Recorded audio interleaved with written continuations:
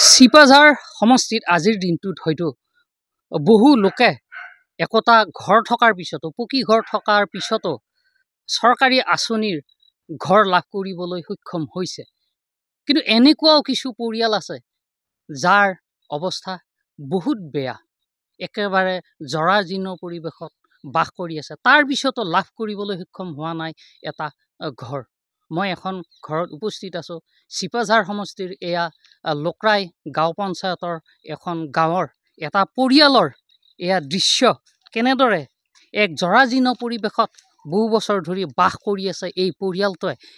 ঘৰৰ উপাৰ্জনকাৰী একমাত্ৰ মুৰব্বীজন এতিয়াও শয্যাগত। এই মুহূৰ্তত 3 বছৰে তেওঁ এটা ৰোগত আক্ৰান্ত হৈ শয্যাগত, চিকিৎসাৰ কোনো সা সুবিধা নাই। 3টা পৰিয়ালৰ সদস্য আছে এই পৰিয়ালটোত, আৰু তেওঁলোকে এনেকুৱা ধৰণে এটা জৰাজীৰ্ণ পৰিৱেশত বাস কৰিব লগা হৈছে। বাইদেউগৰাকী আছে, কিয় আপোনালোকৰ এনেকুৱা অৱস্থাত বাস কৰিব লগা হৈছে আজি? ছাৰ, এতিয়া তেওঁ 3 বছৰ হ'ল পৰিয়ে আছে তেনেকৈ অসুস্থ হৈ। তাৰপাছত বতাহ ধুমুহাও ঘৰ চৰ ভাঙি গ'ল। ভাঙি নিয়াৰ পিছত বিধায়ক মহোদয়ক মানে তেওঁলোকক এই বেলেগবিলাকক জনাব দিলোঁ পঞ্চায়ততো, কিন্তু মোৰ ঘৰটো ৰিজেক্ট লিষ্টত সোমাল।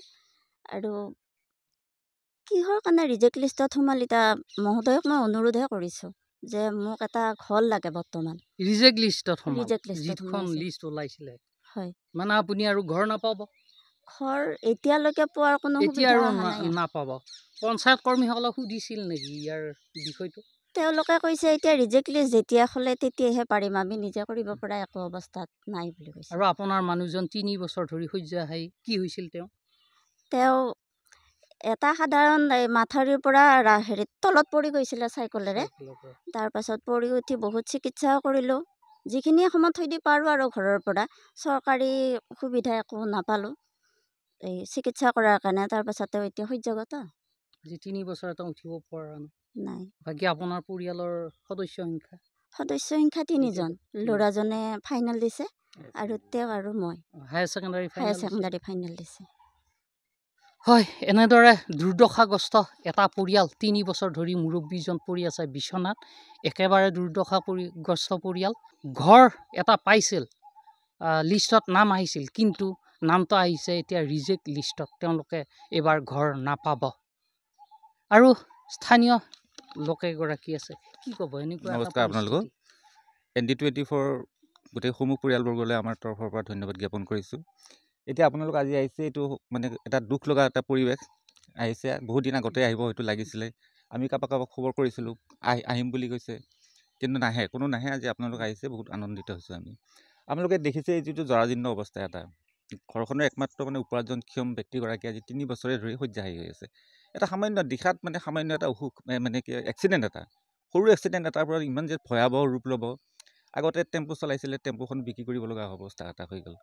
তাৰপিছত আৰু মানে হাজিৰা ঠিকা কৰি খাইছিল, এতিয়া মানে উপায় নোহোৱা হ'ল। যেন মুৰব্বীজনে যেতিয়া পৰি গ'ল, এজন ল'ৰা আছে, সি এতিয়া হায়াৰ ছেকেণ্ডেৰী ফাইনেল ইয়াৰ, সিটো আনৰ ঘৰতো কাম কৰিব যাব নোৱাৰে। কিন্তু এই অৱস্থাত এটা ঘৰ পাইছে, ঘৰ নাই। আপোনালোকে দেখিছে কি অৱস্থাত এনেকৈ জীয়াই আছে তেওঁলোকে। তাৰ ইমান আমি আমাৰ চকুৰ আগতে বহুতক দেখিছোঁ যে চৰকাৰী আৱাস যোজনাৰ ঘৰ পাইছে, পিছত অৱস্থাপন্ন মানুহেও আমি পোৱা দেখা পাইছোঁ। কিন্তু এনেকুৱা এটা অৱস্থা হৈছে, লাওলোৱা অৱস্থা এটা হোৱাৰ এই পৰিয়ালটোৱে কিয় এটা আজিলৈকে ঘৰ পোৱা নাই? চৰকাৰী সুবিধা কিয় পোৱা নাই? ঘৰ বুলিয়ে নহয়, কোনো ধৰণৰ চৰকাৰী সুবিধা পোৱা নাই। এটা দমকল পোৱা নাই, এটা লেট্ৰিন এটা পোৱা নাই। এইটো আমি অতি মানে দূষিত হৈ আছোঁ। সেইকাৰণে আমি চৰকাৰক অনুৰোধ কৰিছোঁ, আমাৰ স্থানীয় বিধায়ক মহোদয়কো আমি আপোনালোকৰ তৰফৰ পৰা জনাব বিচাৰিছোঁ, এই অৱস্থা, এই পৰিয়ালটোক যাতে উদ্ধাৰ কৰে আৰু কিবা প্ৰকাৰে সহায় কৰি অন্ততঃ এটা থকা ঘৰ এটা দি তাৰমানে। হয়, নিশ্চয় স্থানীয় লোকে এইদৰে মত ব্যক্ত কৰিছে, এই পৰিয়ালটোক উদ্ধাৰ কৰিব লাগে। যিহেতু ঘৰ নাই, তেওঁলোকৰ যিটো নাম আহিছিল এতিয়া ৰিজেক্ট লিষ্টত, ঘৰ নাপাব। বাইদেউ কি ক'ব? বিধায়ক মহোদয় আছে, স্থানীয় বিধায়ক মহোদয়ক মই অনুৰোধ কৰোঁ, আমাৰ এই পৰিয়ালটোক তাৰমানে উদ্ধাৰ কৰে, যেন এটা থাকিবৰ কাৰণে ঘৰ দি উঠি, সেইটোহে মহোদয়।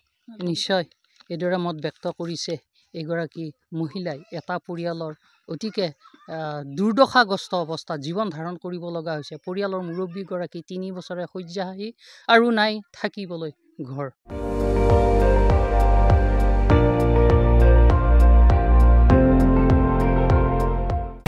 আপুনি চাই আছে ND24, সৰ্বশ্ৰেষ্ঠ নহয়, সৰ্বোত্তমৰ দৌৰত।